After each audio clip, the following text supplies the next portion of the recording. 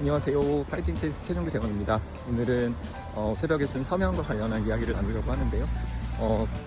1989년, 굉장히 오래전 일인데 초임 장교가 갑자기 영외에서 교통사고를 당합니다. 그 이유는 그 당시 때 파견 나와 있는 헌병대원들이 있었는데 밤에 일을 한다고 야식을 구해오라고 하는 상관의 지시에 따라서 영외로 갔다가 빗길에 교통사고로 사망을 한 거죠.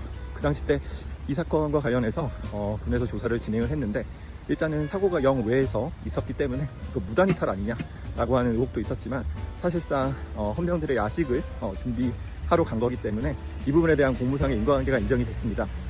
그러면 당연히 순직이 되고 당연히 국가유공자 등록이 되었어야 마땅한데, 그 당시 때 무슨 연고인지 순직은 처리됐지만 국가유공자 등록은 인정되지 않았고, 결국 유족들은 아무런 보상금도 받지 못했습니다. 그 일이 있은 이후 20년이 지나서 군 의문사진상규명위원회에 유족들이 진실규명을 신청합니다. 진실규명 결과는 그 당시 때 군에서 보상금을 안내를 하지 않았다, 그래서 보상금을 받지 못했다, 그리고 순직은 받았지만 사실상 국가유공자가 등록이 되지 않았는데 공무와의 인과관계 그리고 무단이탈로 보는 것은 너무나 가혹하다, 이런 결정을 받았습니다. 그래서 그 위원회는 지금이라도 보상금에 대한 지급 절차를 이행하라고 그렇게 권고를 한 바 있습니다.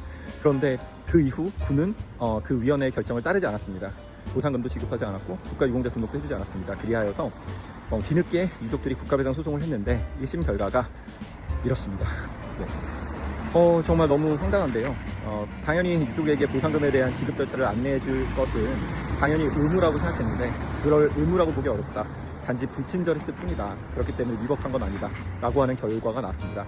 오늘 항소이유서를 작성하면서 이게 정말 군에 대한 예우인가, 어떻게 보상금에 대한 지급 절차를 안내해 주는 것이 그냥 서비스 불친절의 문제로 볼 수 있나. 특히 그 당시 때 국가유공자가 등록이 안 된 유족들 입장에서는 당연히 보상금도 지급받을 수 없다고 착각할 수 있지 않았겠습니까? 그러니 더더욱 군에서 보상금을 받을 수 있다고 안내를 했어야 됐는데, 그렇지 못한 부분에 대해서 저희가 꼭 책임을 묻도록 하고 국가의 책임을 묻도록 하겠습니다. 반가운 소식은 국가배상법 2조 3항이 만들어졌습니다. 옛날에는 국가배상법 2조이랑 단서 때문에 유족들 또한 국가배상 소송을 할 수 없었습니다. 하지만 본인들의 위자료에 대해서는 국가배상 소송을 할 수 있는 법이 작년 12월 10일 12월 3일 비상계엄 이후에 아무도 예상하지 못했던 7일 후에 국회에서 통과가 됐습니다. 그래서 그 조항도 이 규정에 적용될 수가 있습니다. 진행 중인 사건이기 때문에.